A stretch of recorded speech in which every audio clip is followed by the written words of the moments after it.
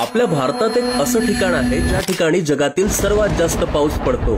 मेघालयातील खासी डोंगर रांगेतील मौसिनराम आणि चेरापुंजीमध्ये सुमारे 11,872 मिलीमीटर पाऊस पडतो, जो जगातील सर्वाधिक पाऊस आहे।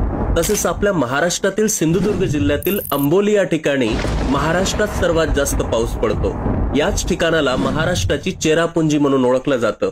तसेच जवळच कोल्हापूर जिल्ह्यातील गगनबावडा येथे सर्वात जास्त पावसाचे दिवस असतात। साधारणतः मे महिन्यामध्ये भारतात नैऋत्य मोसमी पावसाच्या आगमनाला उलटी गिनती सुरू झालेली असते।